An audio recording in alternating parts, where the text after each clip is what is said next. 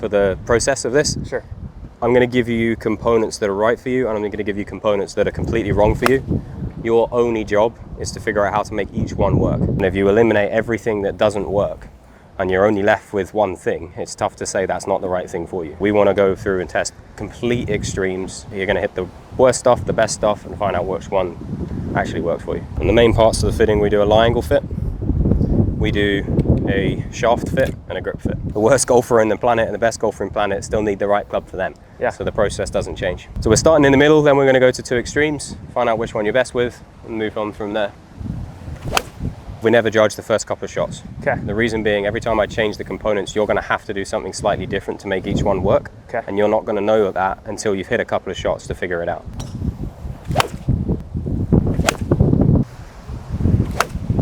So I'm going to start moving to extremes. First extreme I'm going to give you is a flatter club.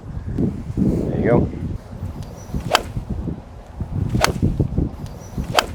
So then we move you back to the middle before we move you to the other extreme.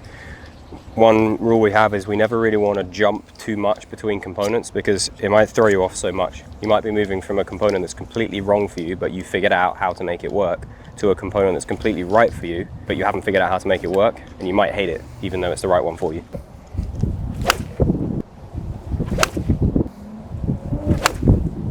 Now, is it good, like if you have a good player, not saying I'm like the best player, but if you see them all going straight, is it good or bad? You'll notice there's no launch monitor set up. No. Okay, and then we're not really judging the ball flight here. I'm asking you, how do you feel? The component that's right for you matches how you're built to swing. And when you have a club that matches how you're built to swing, you don't have to change how you're built to swing to make contact with the golf ball. When you have a component that's completely wrong for you, you have to change everything about your swing to try and get the club to make contact with the ball, and you're going to feel it's way more difficult and you can't repeat it as easily. Right. So as we go through these, when you start finding the variable that's right for you, you'll just feel like you can just repeat and you don't really have to change anything. We're at the other extreme now? Yep. Okay. You can feel the difference? Well, yeah, I mean, similar to what I play, so. There you go. Yeah. As we're going through these, when you're playing a club that's too flat, you've got to figure out how to close it to square it. When you go too upright, you go the other way. The first couple of shots are always going to be like, whoa, where did that go? You made the same swing that was working a moment ago, and now it isn't working. For an average golfer, like, kind of shows them that, like, everyone is able to adapt to some extent. Like, I bet people probably think, like, there's no way I can hit it, but your brain and your body allow you to move 100%. In that way to it's being able to adapt subconsciously and just be an athlete and kind of react that good golfers are really, really good at doing.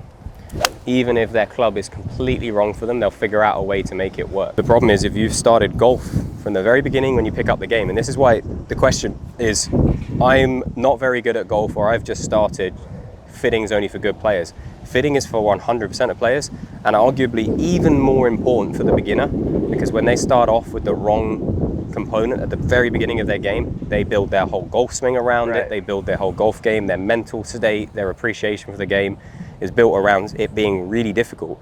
Whereas if you get them set up right at the beginning, so they're matching their swing type, how they're built to swing, that club is now their #1 training aid to making them a better golfer. They get to actually practice and play golf and learn golf with the club that's teaching them their optimal swing.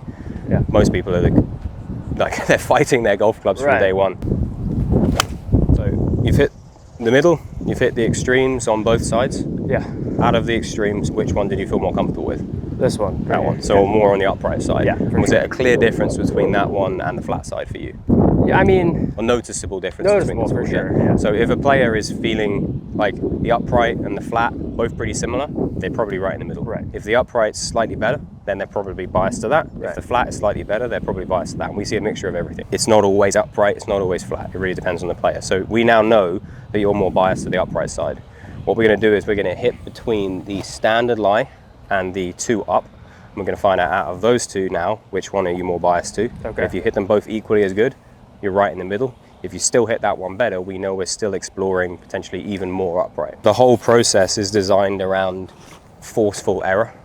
Like, we're trying to find the extremes that aren't right for you and then narrow it down from there.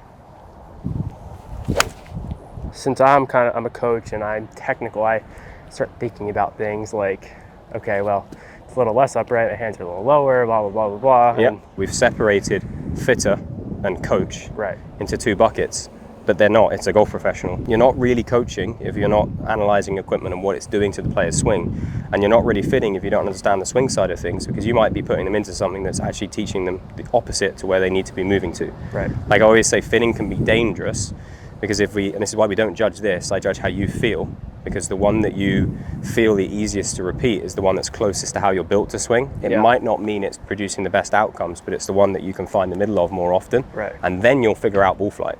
Like coaching. Or just a bucket of golf balls. Like how often do you take a bucket of golf balls, go to the driving range and just go, oh, figure out ball flight? Right. I need to find the one that you find the middle of most often, that you feel most just at ease, and then you go practice with it and become a better golfer. But one thing you got to be careful of with fitting is fitting someone into a club that makes them hit the ball better immediately. You've just created a training aid to keep them doing that, because the only way to keep hitting the ball good is to keep doing that same swing. And if that's a shitty swing, they're going to stay doing that in order to hit a good shot. So what do you say to the people who are like, well, I feel like my swing's different every day? They're probably fighting their golf club, 100%. Okay. Like without a doubt. Yeah. Because one day their compensation feels different to the next day. Any time they have to make a compensation, it means it's not right for them. Cool. And then we're going to hit a few.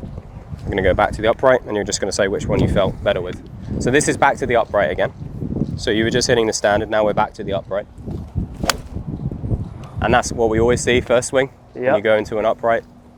But then the label becomes upright clubs go left. Right. But if you see a ball going left, as a good player and as a coach, if you see a ball going left, what are you trying to do now? You're trying to fight that. Yeah. And if you keep fighting it, eventually where's it going to go? Right. Or straight. Well, it could go the other way, right? Yeah. So it's not, it makes it go left or right. It starts one way, and then you have to start creating compensation to move it the other way. But you said more upright promotes right a little bit. If it's too upright for a player, upright. They don't want to see it go left, so the compensations to stop it going left, if they over-exaggerate those, will actually create the opposite miss. Sure. The goal is to find the one where you don't have to compensate.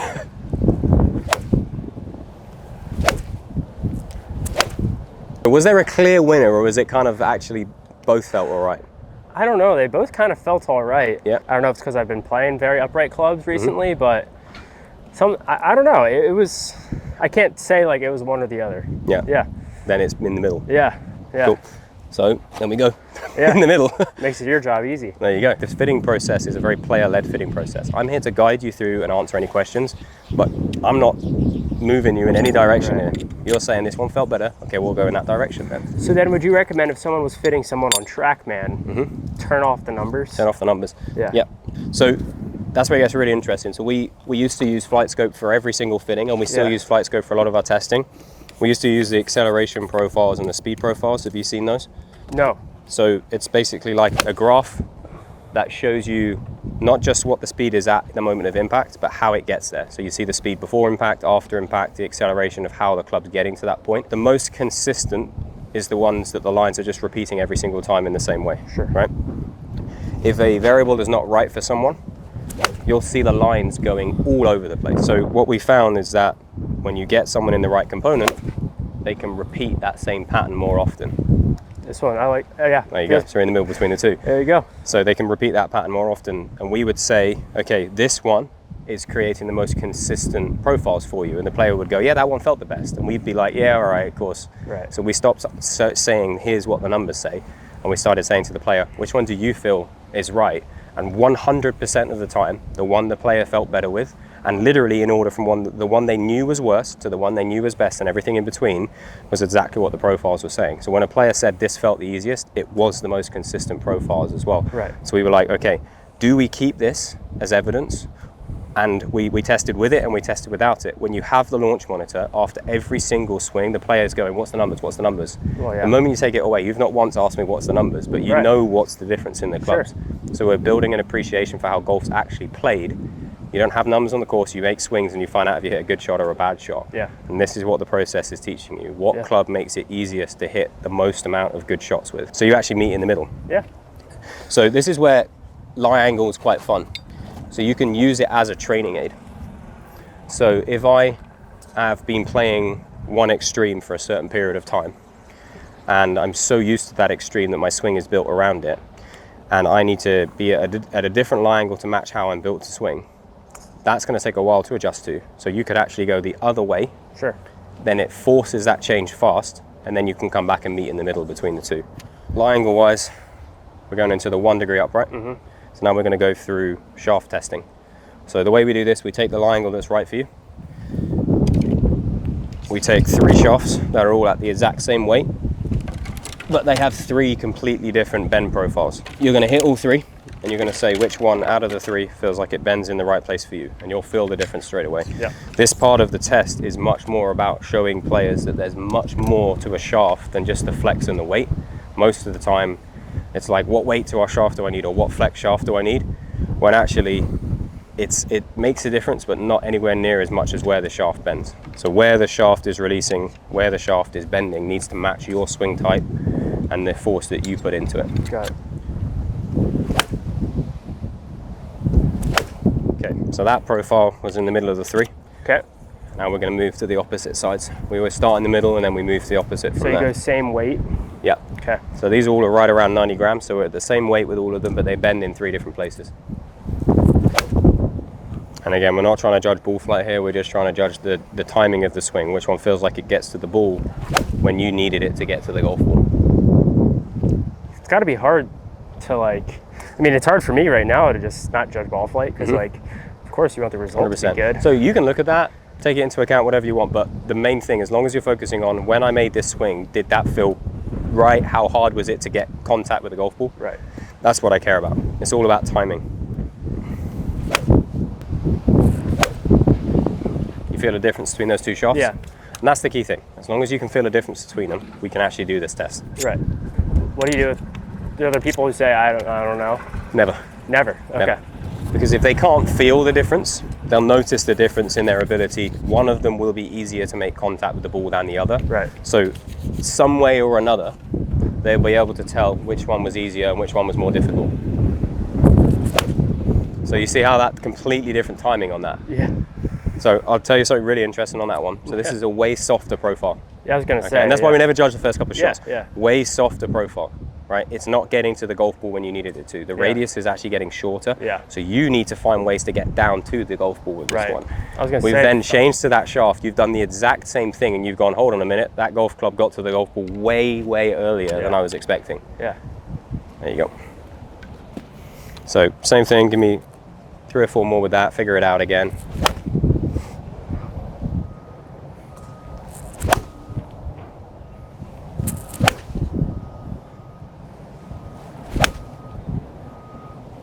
Cool. There you go. See, once you figure it out, we move on. Final shaft. And what was really interesting, just looking at when you move from one component to another, if something was really, really far off for you and you're a good player and you figure out how to make it work, when you go to the next component, it's such a massive difference that it will literally throw you off your game. Yeah. Because that shaft we were hitting there was the same one we started with and it was good, no problems. Go to the other one, you figured the other one out, come back to that, you're like, this doesn't work anymore. Which is why you have to test both extremes, because if you don't test both extremes, you don't get a fair chance to adjust to both extremes, and you're always going to be biased to one.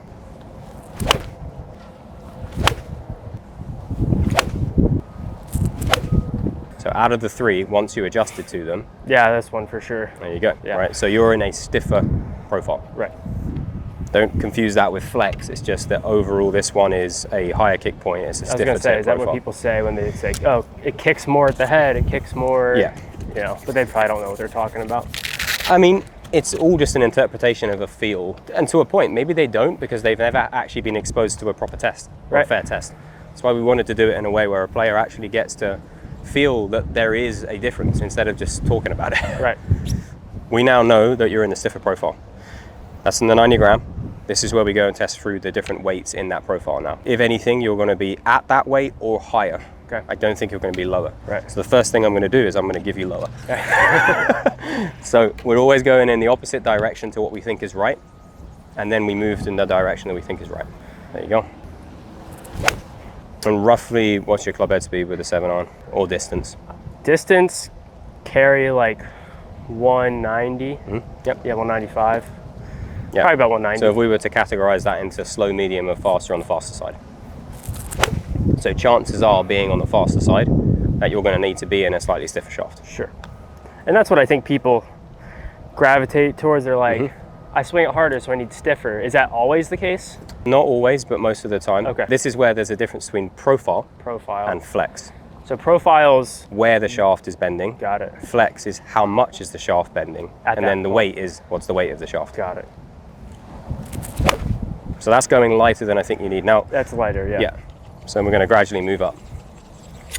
When a player is swinging a shaft that's too light for them, the immediate assumption is when I go lighter, I'm going to be able to go faster.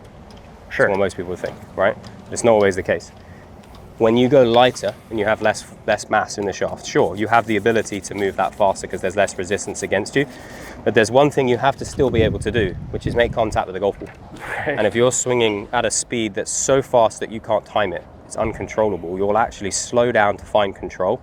But if you're slowing down to find control, that's where you're going to be sometimes too much, sometimes not enough, sometimes too much. And that's the acceleration profiles. Yeah. That's the profiles of what I was just talking about. So you want to make sure that you're finding a weight that allows you to put your force into it, and it just allows you to do that. Right. Right. Versus if it's way too heavy, you're going to have to put so much force in it to get it to move that you might lose control by trying to put so much force into it. If it's too light, you'll nuke it, but you'll lose timing, and then you'll slow down to find timing, and then you've got this back and forth, like seesaw with it. So they're like I've been through like a traditional fitting, right? They're all about like angle of descent. That's like the big term. They're all about gapping in between clubs, distances, and all that.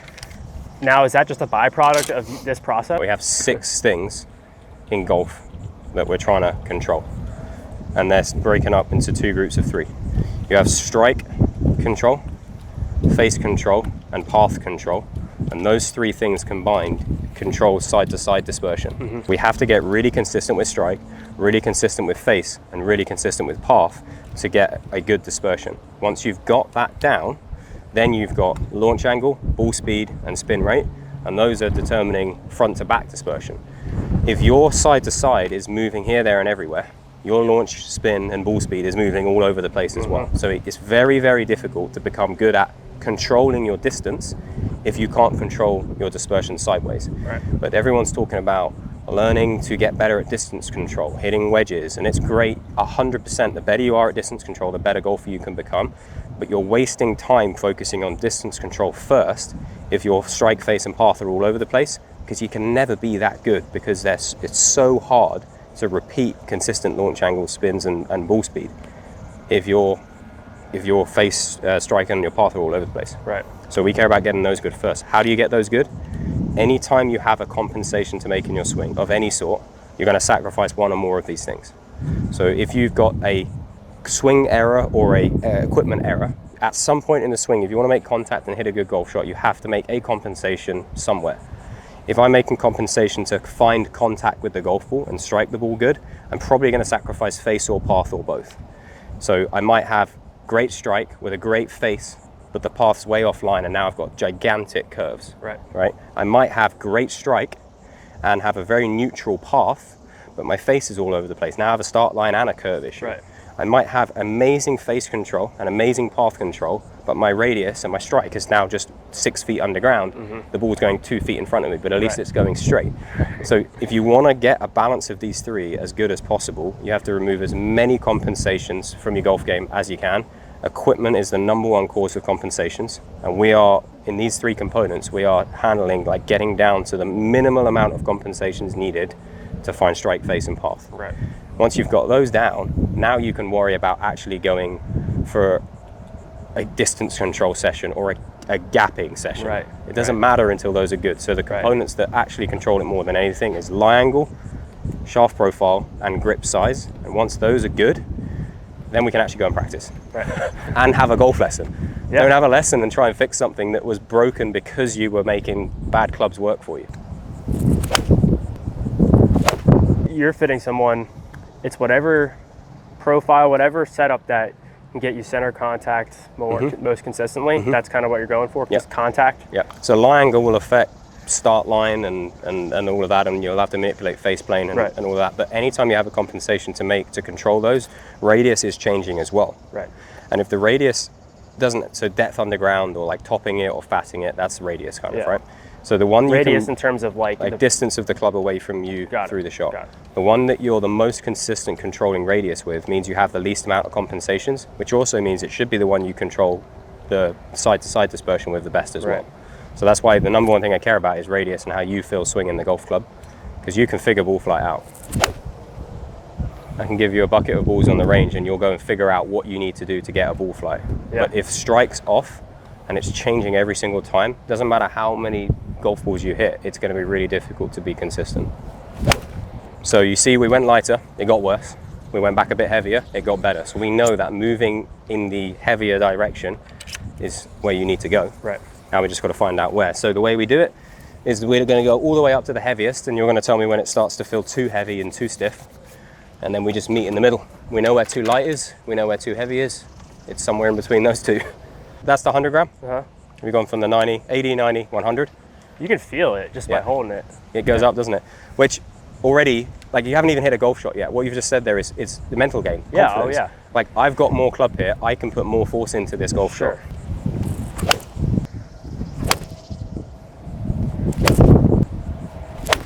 From the one before, have you felt like you're too heavy or too light, or we still need to continue? It's definitely not too heavy. Cool. All right, so we're going to go up again.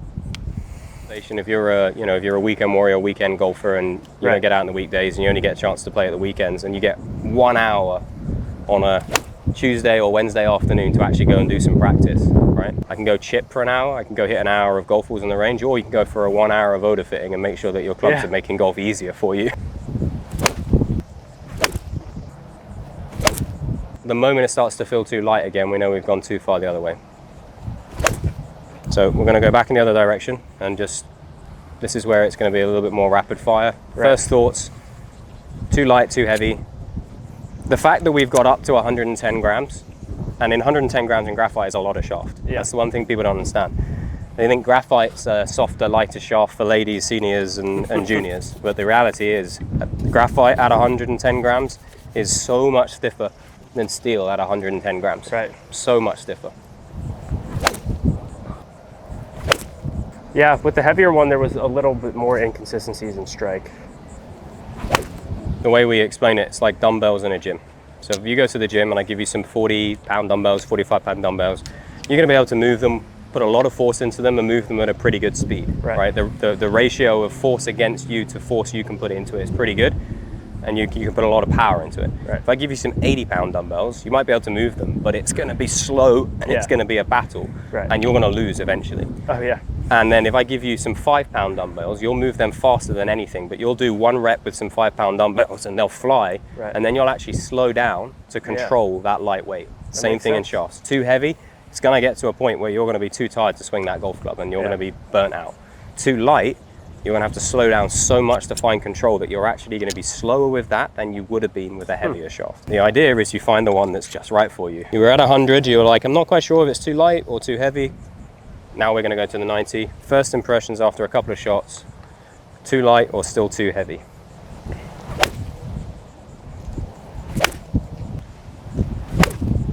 Feels like I can't swing the natural swing. There you go. It's all finding your natural swing. That's exactly it. Cool, so we know that's too light. We kind of knew that already, but it's always nice to just go back and confirm it. Are you ever have to like catch people like, are you sure?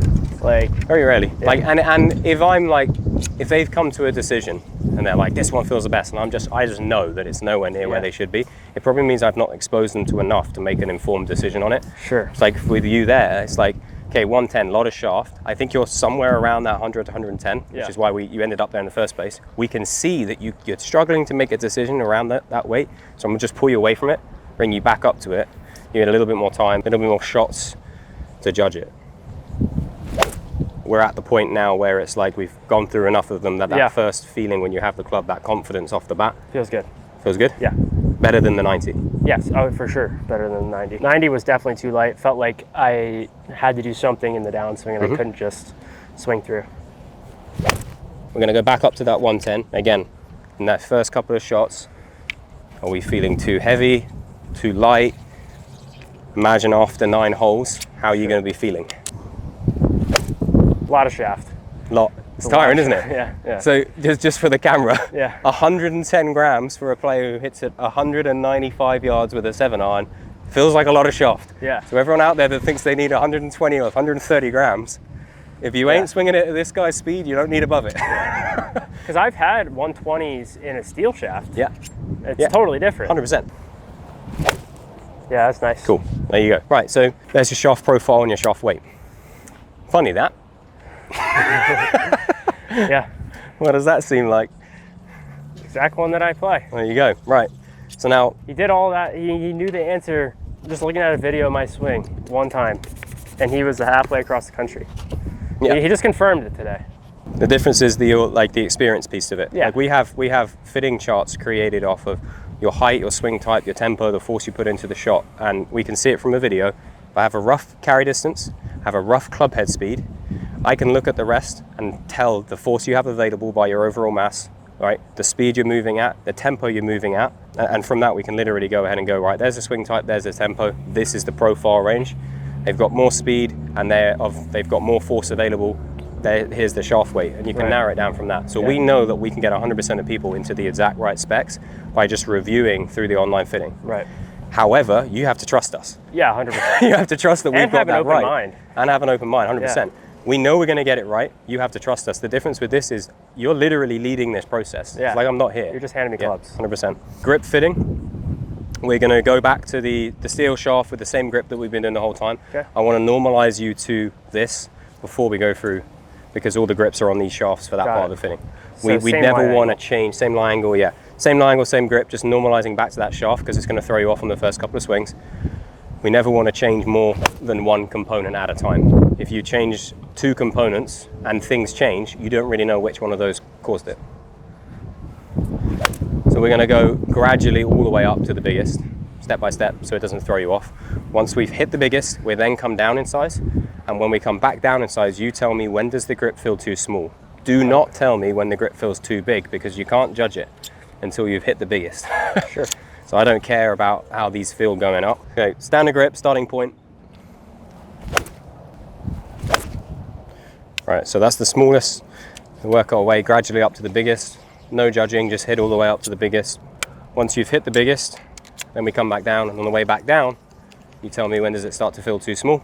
Okay. Once we've found too small, then we go back up, we find too big, and then we meet in the middle. Because grip size is one of those things that will change ball flight.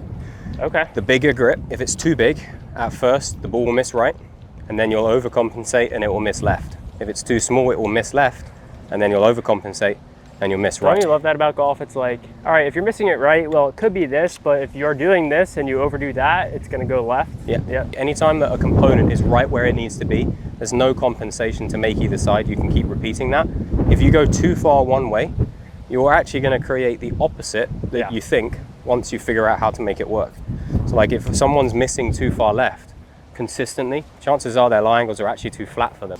I bet you like the really small to the extra small, for some people, they're like, whoa. Like You were. Oh yeah. Yeah. And you already use a bigger grip, and even you were like, whoa. How long does it take, like start to finish, for fitting? Like typically an hour. Most players, you'll be right around that hour. Some players literally hit a component 2 or 3 times and they're like, yep, don't like that, move on to the next, and they'll go through it in 20 minutes. And that's why this system is so important for coaches to have, because you might be with your coach looking at a ball flight miss or a swing characteristic that was caused by lie angle, and you might want to stand there going through lie angle testing for that whole session. And once you've dialed that in, great, next session, we'll go through shaft. You might break it up into 3 or 4 sessions. You might use this kit as a training aid in a session to get a quick change and then meet in the middle. You know, go to the extreme and then come back to the middle. Because people, a lot, like the big things, like, you know, oh, it was the club, not me. But like you guys are saying, it is the club. It is the club. Yeah, 100%. We're not allowed to blame the golf club in the golf world. The #1 cause for compensations that come into the golf swing starts from something being wrong with the club, which made you do something wrong with the swing, and then you're just building bad habits on bad habits. Right. Cool. So we're going back, obviously back down in size there. Yeah. Did that feel too big, too small? Felt a little big, yeah. A little big, yeah. Cool, that's fine. But not too small yet? No, not too small. That's fine. So we're gonna continue going down in size. You're gonna say, when does the grip feel too small? And you'll be able to feel it before you even hit a shot. Feel too small? No. No? Okay. Yep. Too small? Yeah. Okay. Small. Yeah. I won't even make you hit that one. So then we're gonna go back to this one. Now we're gonna go and find, where does it feel too big? Okay. Does that one feel too big, first impressions? No. Cool. Okay. And again, since we're not judging the ball flight on these, it's literally hold the grip, hit a shot, add it feel, move on to the next. First impressions? That's big. Too big? It's right on the line. Give it a shot. This one's definitely too big. Definitely too big. Yeah. Okay. And that one's like almost too big. And this one? So this is the one you thought that was almost too big. Pick that. Hold that now after holding that last one. Doesn't feel as bad, does it? No, it doesn't feel as bad, but it still feels big, actually. Potentially on the bigger side? Yeah. Okay. Yeah.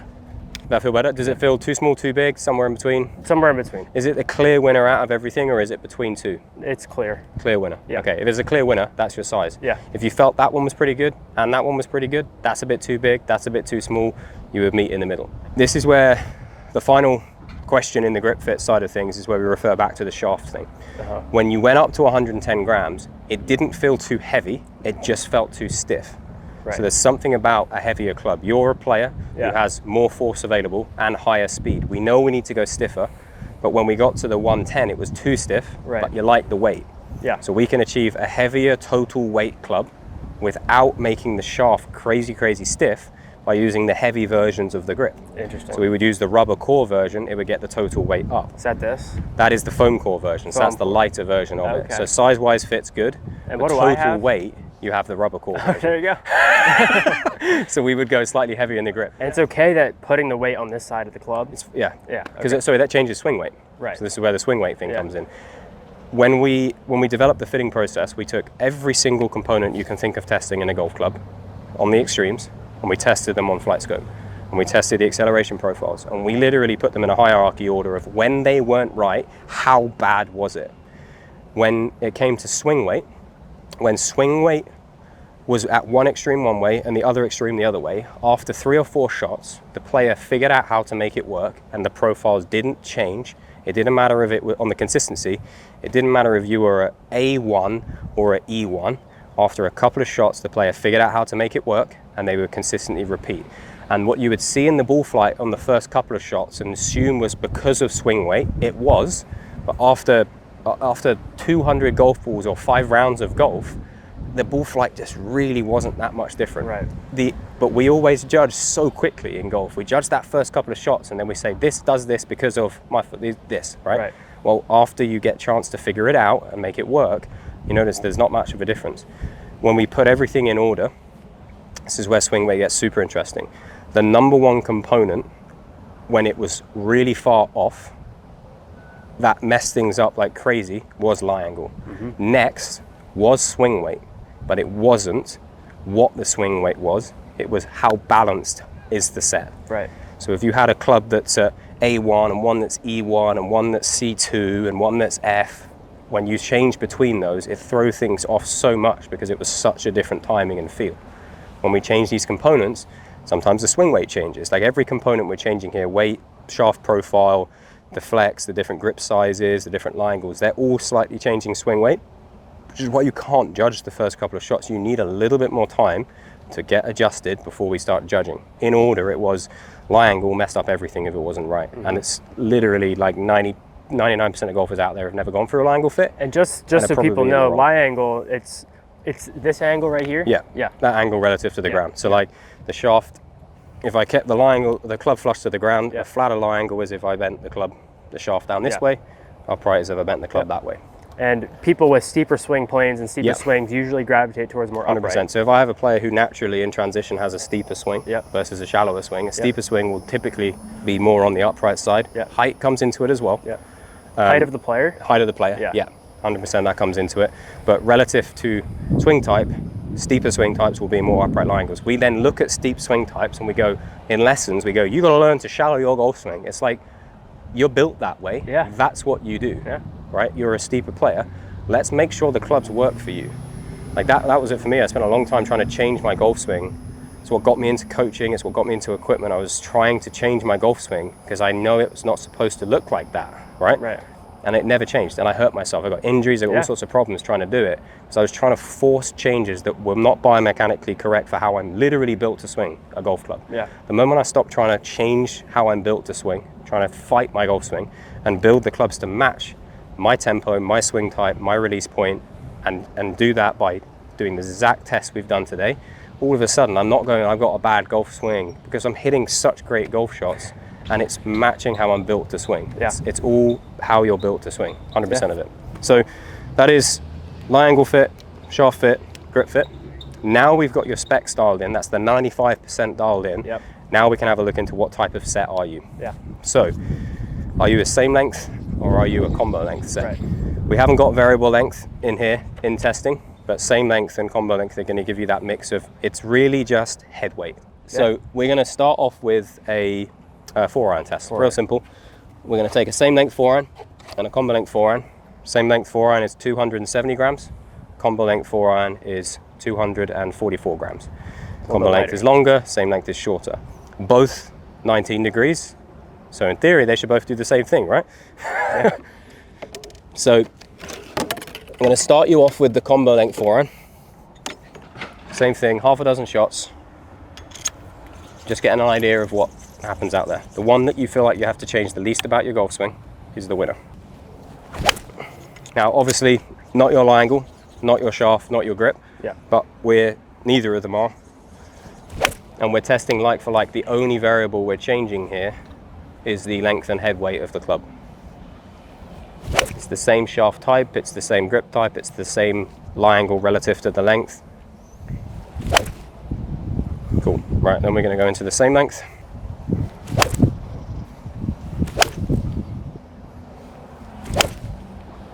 And that one was ripped, so. One more and then I'll talk about the differences between the two.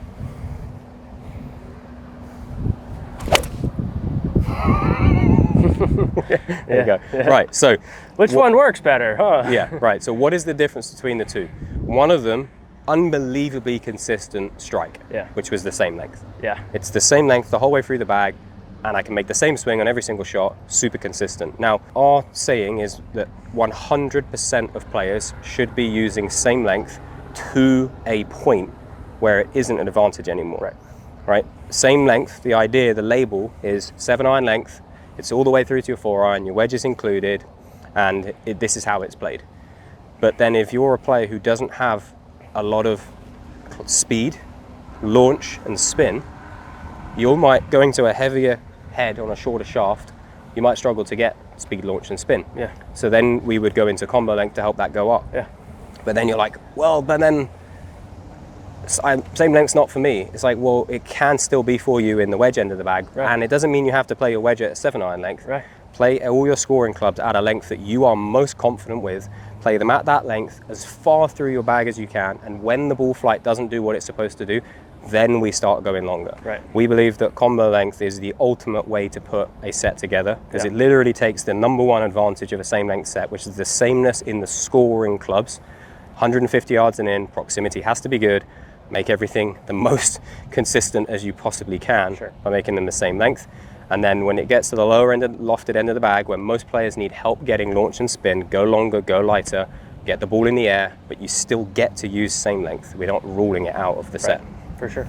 There you go, there's a difference between the two. Yeah. So we've got 2 4-iron heads, one that's flat, one that's curved, otherwise everything else is exactly the same. Cool, so I'm gonna give you the curve face. First time hitting one, curve face. Yeah. So the point of the curve face is when you don't hit the middle of the club twists. That's pretty crazy. There you go. So where did you strike that on the face? Low and toe. Low and toe. Yeah. Right. Still went straight. I mean, that one, any other day, I mean, I pull hooked the crap out of it. Didn't do it as much.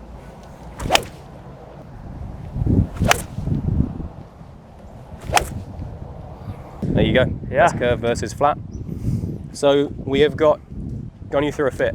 Online, you fit into the upright specs, you fit into the TGI 100, you fit into the Tour Series extra small grip, based off of hearing your glove size, seeing your video, and rough club head speed. Yep. And we're literally same thing. And the same thing. Only thing we're going to change is the curve face. There you go. It's a good play. So this is a test for W1 versus W2. I'm going to have you hit half a dozen shots with a W1, half a dozen shots with a W2. You've got about a 50-yard shot, and then you're going to tell me which out of the two you prefer, and then we'll discuss why. Okay. So this is the W1 to start with.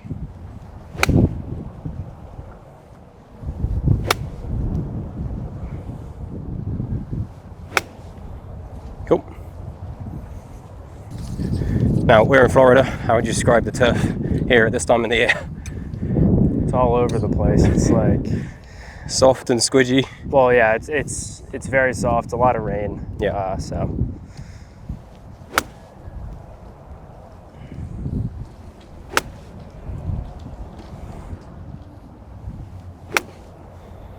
Cool. So you've hit 3 shots with each. What do you notice? Heck of a lot deeper there. Cool. Which do you prefer out of the two? This one for sure. That one. Yeah. So we know you're a naturally steeper playing player. We know you put more force into the ground naturally. You typically play the ball further back. You'd want a wedge that has a slightly higher bounce, so you can have a little bit more shaft lean, a little bit higher leading edge height. That's going to allow you to put force into the ground and the wedge not go too far in. If you were the opposite, and you were the player that didn't put as much force into the ground, picked it a bit cleaner, and you used a higher bounce wedge, it would literally jump off the ground up into the golf ball when you'd start thinning shots. And then you'd try and hit it harder into the ground and you'd chunk some shots. So it's not always a high bounce wedge stops you hitting chunk shots. It could be the reverse if you have a compensation to make. So between the two of these for you, you would fit into the W2. Yeah. Main difference between these two wedges, the W1 is a lower bounce, lower leading edge height wedge. It's designed for players who pick it a bit cleaner, typically play in firmer conditions, and they don't lean the shaft as much. The W2 is more of a mid to high bounce wedge for players who put more force into the ground, lean the shaft a bit more, typically play softer conditions. So at this time of the year in Florida, you're going to be wanting to go with the higher volume, higher bounce wedge. I appreciate it. That was awesome. It's a cool experience. I like how it's player led. It gives like a lot of people when they go get a fitting, they think, all right, I'm in the control of the person giving me the clubs. Like, you're not in control. They're fitting you, but like you're the one swinging the clubs. So you should be doing it yourself. It's difficult to put yourself in the player's shoes. So really, I don't want to do that. I'm going to step away. I'm going to let you lead the fitting. You're in your shoes. You know what you're feeling. A lot of players say, like, that didn't feel right. I know I made a good swing, but the shot wasn't good. And they're just like, don't play your golf clubs. It's like, it literally is the golf clubs. It makes that much of a difference. It's huge. It's awesome. There you go.